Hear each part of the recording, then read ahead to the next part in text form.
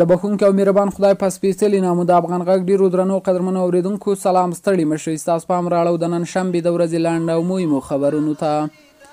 د کرنې اوبو لګولو او مالدارۍ وزارت وایي چې د ازبکستان له لوري د سبزیجاتو، غلو دانو او نورو صنعتي بوټو د تخمونو مرسته هیواد ته راورسېده. د یاد وزارت د ویان په وینا د دغو مرستو ژمنه د ازبکستان هیواد لوړپوړي پلاوي افغانستان ته د سفر پر مهال کړې وه چې نن د بلخ ولایت مسؤلینو ته وسپارل شوه. د کابل د امنیه قمندانۍ ویان خالد زادران وایي چې د ښار په بېلابېلو سیمو کې 4 تنه د غلا او 1 تن د الکولي څښاکو د تولید او پلور په تور نیول شوی دی. په ورته وخت کې د نیمروز په دلارام کې 1 تن د 8 بیلره خامو نشایي توکو چې د مسؤلینو په وینا په ښیښه کې کارول کېږي نیول شوی دی. د بغلان د پاسپورت مدیر مولوي عنایت الله فاروقي وایي چې تیر کال 1000 پاسپورتونه ویشلي او له لارې 132 میلیونه افغانۍ عواید راټول او د دولت حساب ته جمع کړي دي. ورمشپه د هلمند د کجکي په ابغول سیمه کې د سیلابونو راوتلو له امله د یوې کورنۍ 7 تنه مړه او د یادې ولسوالۍ په قاضي خیلو سیمه کې د دیوال نړېدو پیښه کې 3 ماشومان ټپیانې شوي دي. بامیانو د مرکز په دیان خشکک کلي کې بیا د غر ښویېدنې پیښه کې د 2 ښځو په ګډون د یوې کورنۍ 3 تنه مړه شوي دي. پرون د تورخم له لارې 40 سپین بولدک له لارې 15 او د هرات د اسلام کلا له لارې 2 شپېته کورنۍ هیواد ته راستنې شوي دي.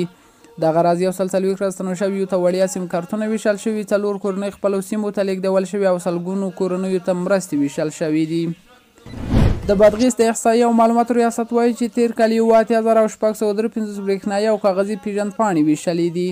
د مسؤلینو په وینا دې ادارې تیر کال د پیژندپاڼو سربیره 4646 د زیږېدو کارتونه، 617 د مړینې پارچې او 299 د ودونو د ثبت کارتونه هم ویشلې دي. د بامیانو ځایي مسؤلین وایي چې تېره شپه د یاد ولایت د مرکز اړوند خشکک کلي کې پر یوې کورنۍ د کوټې چت د لوېدو له امله 2 مېرمنو او 1 سړي ژوند بایللی. دغه پیښه له وروستیو شدیدو اورښتونو سره هم مهاله رامنځته شوې ده. د افغانستان بین المللي نندارتون مرکز خبر ورکړی چې د روانې غویي میاشتې په 5مه نیټه به په کابل کې د افغانستان او قزاقستان د لسګونو شرکتونو په ګډون د افغان قزاق ګډ نندارتون پیل شي.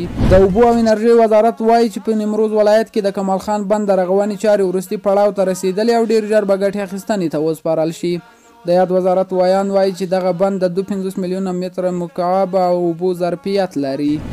د ترکیې د پوهنې بنسټ د پلاوي غړی نوزاد شمشک چې کابل ته راغلی وایي بنسټ یې هڅه کوي په افغانستان کې خپل ښوونیز فعالیتونه پراخ کړي.